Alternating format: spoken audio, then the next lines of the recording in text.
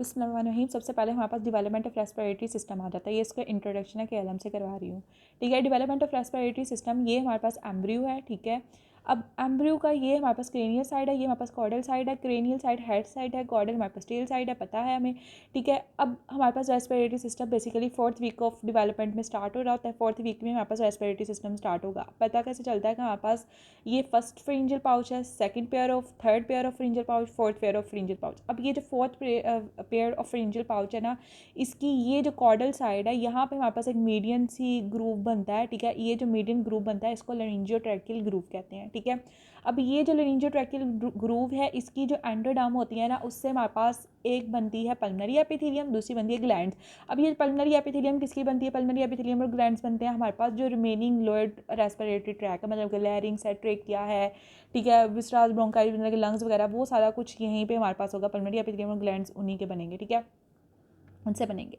अब हमारे पास connective tissue, cartilage और स्मूथ मसल्स है। अब ये जो लैरिंग्स है, अब इसके मसल्स भी होंगे, इसका कनेक्टिव टिश्यू भी होगा, इसका हमारे पास कार्टिलेज भी होगा। अब ये जो सारी चीज़ें हैं ना, वो हमारे पास बनेंगी सप्लैक्निंग मेसोडर्म। सप्लैक्निंग मेसोडर्म कहते हैं कि ये जितना भी हमारे पास लेरिंग्स, ट्रैकिया, हमारे पास ब्रोंकाई, ठीक है, ये सारी चीज़ें जो होंगी ना, इनको एक लेयर ने कवर किया होगा जिसको कहते हैं सप्लैक्निक मेसोडर्म। इसको कहते हैं सप्लैक्निक मेसोडर्म, ठीक है। ये सप्लैक्निक मेसोडर्म हमेशा उसके साथ ही रहेगी, ठीक है। जब ये हमारे पास, अगर ये हमें पता है ना कि ट्रैकिया, फिर आगे हमारे पास ब्रोंकाई बनेंगे, फिर ब्रोंकाई हमारे पास प्राइमरी, सेकेंडरी, टर्शरी, फिर ये जितने हमारे पास ब्रोंकाई भी डिवाइड करते रहेंगे ना, तो हमारे पास सप्लैक्निक मेसोडर्म भी साथ साथ ही डिवाइड करती रहेगी, ठीक है। अब हमारे पास क्या होता है कि ये जो हमने पढ़ा था कि यहाँ पर हमारे पास मीडियन साइड पे हमारे पास मीडियन ग्रूव होता है जिसको लैरिंजियोट्रैकियल ग्रूव कहते हैं। अब ये जो लैरिंजियोट्रैकियल ग्रूव है, 4th वीक पे क्या होगा कि हमारे पास एक पाउच लाइक अपीयरेंस होगी जिसको कहते हैं लैरिंजियोट्रैकियल डावर्टिकुलम। अब ये जो डावर्टिकुलम है, ट्रैकियल डावर्टिकुलम है, इसके जो डिस्टल एंड होगा वहाँ पे हमारे पास रेस्पिरेटरी बर्ड बनेगी। बेसिकली इसको हमने ड्रा किया है ऐसे कि ये हमारे पास तो गट आ रही है, ठीक है, यहाँ पे हमारे पास लैरिंजियोट्रैकियल ग्रूव बना है, ठीक है, और लैरिंजियोट्रैकियल ग्रूव के बाद हमारे पास डावर्टिकुलम बन गया। लैरिंजियोट्रैकियल डावर्टिकुलम आगे हमारे पास एक बर्ड सी बन गई जिसको हम कहते हैं रेस्पिरेटरी बर्ड, ठीक है। अब हमारे पास आ जाना है आगे development of larynx. Development of larynx में हम लोगों ने 5 चीज़ें पढ़नी है: epithelial lining, cartilage, arytenoid swelling, epiglottis और लैरिंजियल मसल्स। सबसे पहले हमारे पास एपिथेलियल लाइनिंग आ जाती है। एपिथेलियल लाइनिंग हम लोगों ने सबसे पहले जब यहाँ पे पढ़ा था कि हमारे पास ये जो लैरिंजियोट्रैकियल ग्रूव है, ठीक है, इसकी एंडोडर्म से हमारे पास पल्मनरी एपिथेलियम और ग्लैंड्स बनने हैं लैरिंग्स के, ठीक है। तो हमारे पास जब हमने इसकी एपिथेलियन पढ़नी है तो वो भी हम यही पढ़ेंगे कि वो हमारे पास एंडोडर्म ऑफ लैरिंजियोट्रैकियल ट्यूब से बनेगा या उसकी ग्रूव से बनेगा, ठीक है। अब हमारे पास लैरिंग्स है, इसके अंदर कार्टिलेज भी होंगे जो इसको हमारे पास कोलैप्स नहीं करने देंगे, इसको सेपरेट रखने में इसकी लेयर्स को काम करेंगे, ठीक है। वो हमारे पास कार्टिलेज बनते हैं 4th और 6th pair of pharyngeal arches से, ठीक है। अब ये जो 4th और 6th pair of pharyngeal arches है, ये हमारे पास कार्टिलेज बन गया। अब ये हमारे पास कार्टिलेज कैसे बना है, इसकी फॉर्मेशन कैसे हुई है, कौन से मेसेनकाइमल सेल से कहाँ से आए? अब ये जो मेसेनकाइमल सेल्स हैं ना, वो हमारे पास आते हैं न्यूरल क्रस्ट से। न्यूरल क्रस्ट से हमारे पास मेसेनकाइमल सेल्स आते हैं, वो हमारे पास बनाते हैं कार्टिलेज। अब वो कैसे बनाते हैं? न्यूरल क्रस्ट से हमारे पास मेसेनकाइम आए, ये मेसेनकाइम हमारे पास पॉलीफ्रेट करेंगे, ठीक है, और हमारे पास पॉलीफ्रेशन होगी, हमारे पास रेटिनोइड कार्टिलेज बन जाएंगे, ठीक है। अब इसी रेटिनोइड स्वेलिंग से हमारे पास, मतलब कि रेटिनोइड स्वेलिंग मतलब मेसेनकाइम सेल्स हमारे पास बहुत ज़्यादा डिवाइड होते रहेंगे, ठीक है। रेटिनोइड स्वेलिंग बन जाएगी, फिर उससे हमारे पास रेटिनोइड कार्टिलेज बन जाएंगे।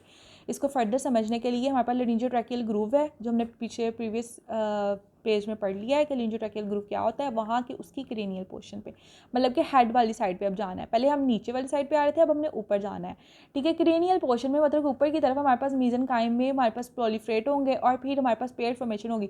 मतलब कि यहाँ पे हमारे पास ये हमारे पास इसकी क्रेनियल साइड है, इसके यहाँ पे भी हमारे पास हो जाएगी, इधर भी हो जाएगी, ठीक है।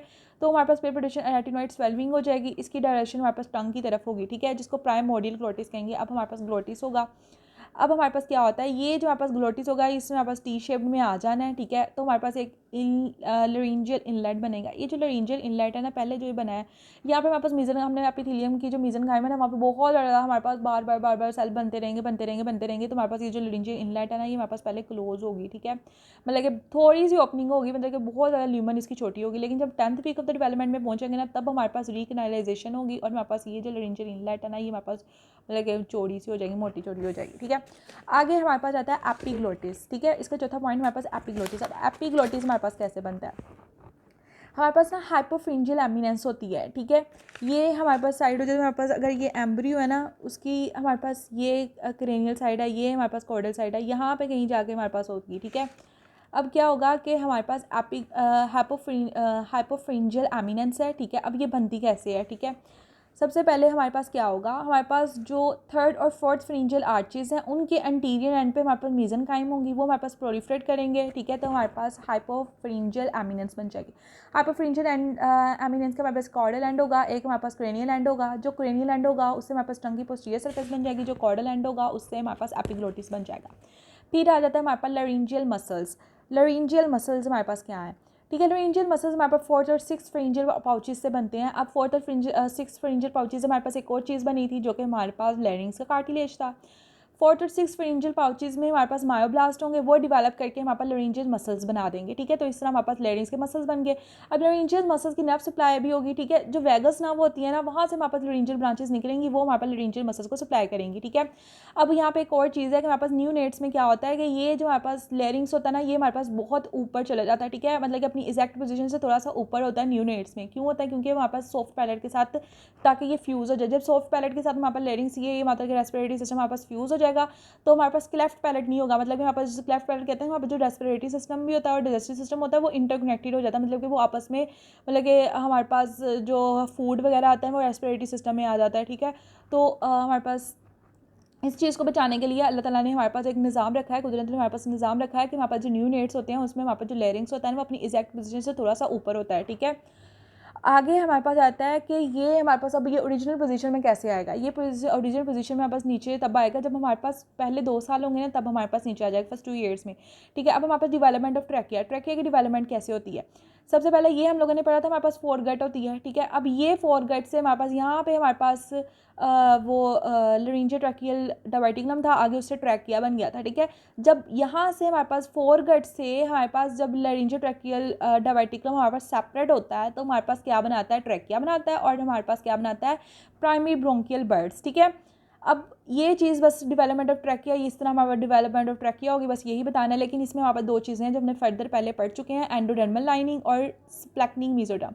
स्प्लैक्निंग मेसोडर्म मैंने पहले ही बता दी थी, हमारे पास इसने हमारे पास लैरिंग्स को भी कवर किया होगा, बाहर से ट्रैकिया को भी कवर किया होगा, ठीक है। अब स्प्लैक्निंग मेसोडर्म से हमारे पास क्या बनेगा, वही हमारे पास चीज़ें जो मैंने बताई थी, स्प्लैक्निंग मेसोडर्म से कनेक्टिव टिश्यू वगैरह, वही सारी चीज़ें बन जाएंगी, कार्टिलेज वगैरह।